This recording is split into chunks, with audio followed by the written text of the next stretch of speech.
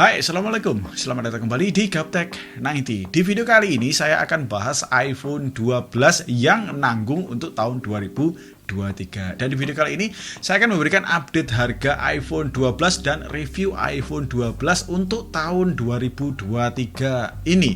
Dan kenapa saya katakan nanggung untuk iPhone 12 di tahun 2023 ini, yaitu untuk masalah harganya ini dia di-update antara iPhone 11 dan iPhone 13, dan untuk harganya sedikit lebih tinggi atau jauh lebih tinggi daripada harga di iPhone 11. Dan untuk perbedaan antara iPhone 12 dan iPhone 13 ini range-nya ini sedikit lebih rendah atau sedikit terpaut sedikit saja daripada iPhone 13.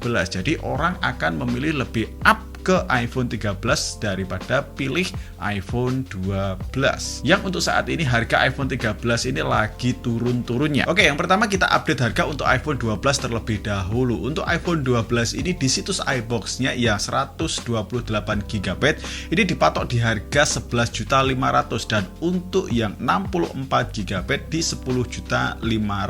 Lumayan masih tinggi ya iPhone 12 ini untuk varian terbarunya. Dan kemudian untuk yang bekasnya ini dipatok di angka sekitar yang 64GB 8,6 juta sampai dengan 9 jutaan, dan untuk yang 128GB masih di atas 10 juta. Dan untuk varian bekasnya ini kita melihat juga untuk kondisinya terlebih dahulu ya. Oke, dan itulah tadi untuk review harga iPhone 12 atau bahas harga untuk iPhone 12, dan kita sekarang masuk ke dalam review iPhone 12 untuk dipakai di tahun 2023 ini. Yang pertama kita bahas untuk dari segi performa iPhone 12 terlebih dahulu. Untuk chipsetnya dia pakai chipset Apple A14 Bionic 5nm untuk RAM-nya 4GB, internal storage 64GB, 128GB, dan ada juga yang 256GB. Untuk sistem operasinya iOS 16.4.1a. Ini adalah iOS yang terbaru, dan untuk dipakai harian iPhone 12 ini jelas masih sangat oke dan lancar jaya. Main sekelas game Mobile Legends, PUBG Mobile ini dilibas habis untuk iPhone 12. Dan untuk game berat Genshin Impact untuk default settingan ada di high 60fps dan masih lancar, dan jika dinaikin ke highest 60fps juga masih hayu aja untuk iPhone 12, dengan konsekuensi suhunya akan naik dan ada FPS yang drop, dan FPS-nya ini berkisar antara 45 FPS-an. Kemudian kita masuk ke bagian desain dari iPhone 12 ini. Untuk bagian desainnya ini masih pakai desain yang kekinian. Dari bahasa desain ada yang plus minusnya. Plus dalam artian yang sudah pakai desain keren, atau ngotak minusnya kurang begitu nyaman digenggam untuk desain yang ngotak seperti ini, dan solusinya beliin casing saja agar lebih nyaman digenggam pakai satu tangan dan gak terasa begitu tajam-tajam amat. Untuk dimensinya iPhone 12 ini pakai 146,7 kali 71,5 kali 7,4 mili dengan berat 164 gram dan masih sangat enak jika dibandingkan dengan iPhone 13 yang base model. Untuk beratnya ini lebih jauh ringan daripada iPhone 13 yang sedikit lumayan berat kalau menurut saya. Jadi untuk kegunaan harian iPhone 12 jelas lebih nyaman dipakai karena untuk segi beratnya ini lebih ringan daripada iPhone 13. Kemudian untuk materialnya dia pakai kaca di bagian depan dan belakang, pakai Corning Gorilla Glass dengan frame-nya pakai frame aluminium. Untuk bahasa desain sih di bagian build quality no complaint untuk iPhone 12 ini. Secara produk-produk Apple ini sangatlah oke untuk bagian build quality-nya. Kokoh, khas, ciri khas dari iPhone lah. Kemudian kita lanjut ke bagian layar untuk iPhone 12 ini. iPhone 12 ini pakai layar berukuran 6,1 inch. Super Retina XDR OLED, support HDR10, Dolby Vision 625 nits dengan kecerahan maksimal di 1200 nit peak ya. Untuk resolusinya bisa sampai Full HD+. Untuk hasil warna dari layar iPhone 12 ini natural dan enak dilihat. Ciri khas dari iPhone lah. Sudah support Wi-Fi L1 untuk nonton Netflix dengan resolusi Full HD. Dan untuk YouTube juga sudah support HDR pula. Untuk minusnya untuk di bagian layar di iPhone 12 ini ya cuma support di 60 Hz saja, belum promotion. Kalau untuk cari yang promotion kalian harus up ke iPhone 13 Pro karena itu adalah seri yang paling rendah jika mau pakai layar yang sudah promotion 120 Hz. Meskipun cuma pakai layar yang 60 Hz, tapi untuk dari segi animasinya ini transisinya juga masih sangat smooth. Ciri khas dari transisi iPhone yang smooth lah daripada handphone Android yang masih pakai 60 Hz. 60 Hz di iPhone ini jauh lebih oke dan lebih smooth dibandingkan handphone Android. Kemudian lanjut ke bagian kamera untuk iPhone 12 ini. Dia pakai dual setup kamera di bagian belakang. Semuanya pakai 12 megapiksel dan juga untuk kamera selfie-nya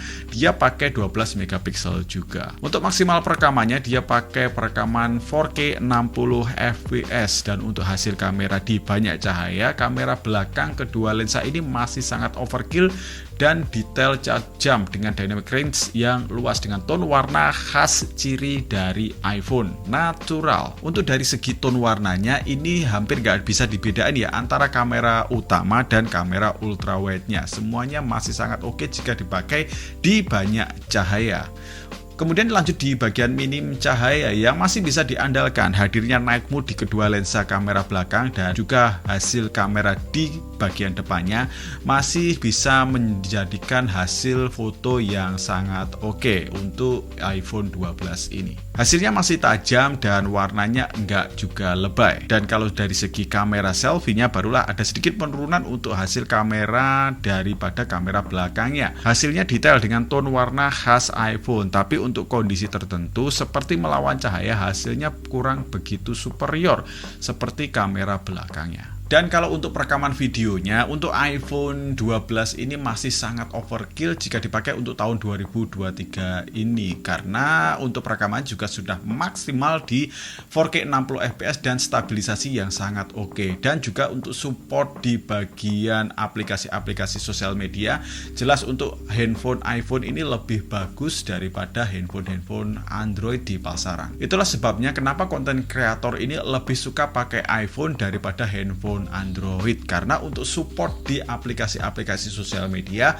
handphone iPhone jelas memberikan hasil yang lebih bagus daripada handphone Android. Kemudian kita lanjut ke bagian baterai untuk iPhone 12 ini. Ini adalah bagian yang ditunggu-tunggu banyak orang karena ini paling dicari orang. Untuk sekarang ini handphone yang banyak dicari ialah yang pertama, dia pakai desain yang bagus, kemudian dia pakai baterai yang awet, kemudian dia pakai kamera yang bagus. Dan kita masuk ke bagian baterai untuk iPhone 12 ini.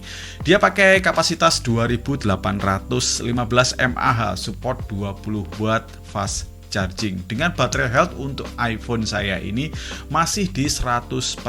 Tergolong kecil sih untuk iPhone 12 ini dibandingkan dengan iPhone yang lainnya. Tapi untuk dari segi keawetan, untuk pemakaian istri saya, karena ini adalah handphone istri saya, dia bisa pakai iPhone 12 ini dengan screen on time sampai dengan 7 jaman lebih sedikit. Dan terkadang untuk iPhone 12 ini bisa tembus di angka 8 jam. Dan ini masih sangatlah oke sih jika dipakai untuk harian sosial media dan sedikit banget untuk gaming untuk pemakaian hariannya. Kemudian lanjut ke bagian fitur-fitur untuk iPhone 12 ini yang masih tergolong sangat lengkap jika kalian mau beli untuk pemakaian di masa depan 2 sampai dengan 3 tahun ke depan. Untuk 5G jelas ready untuk iPhone 12 ini. IP68 juga ada, NFC ada, wireless charging, MagSafe wireless charging juga ada. Pokoknya untuk iPhone 12 ini adalah iPhone yang ready untuk dipakai di kedepannya atau di beberapa tahun ke depan. Dan kita masuk ke dalam kesimpulan untuk iPhone 12 ini. Jika kalian mau beli untuk iPhone 12 yang dari segi harganya ini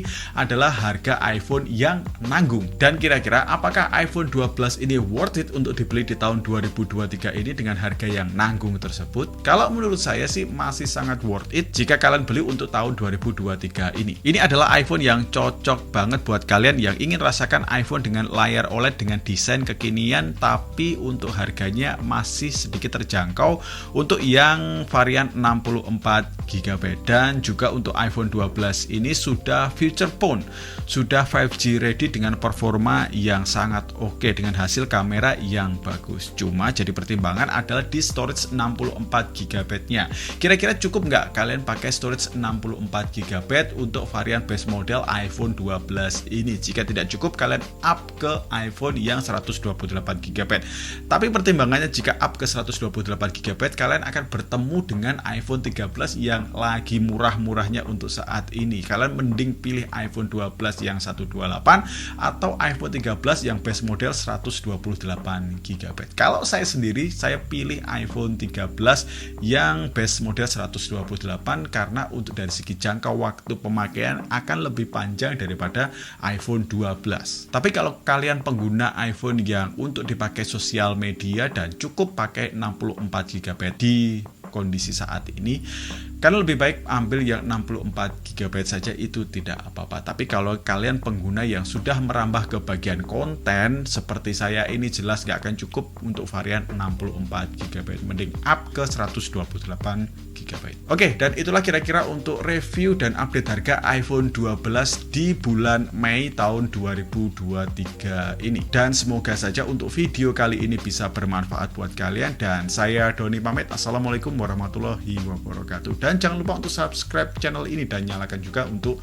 lonceng notifikasinya. Terima kasih banyak dan ciao. Assalamualaikum.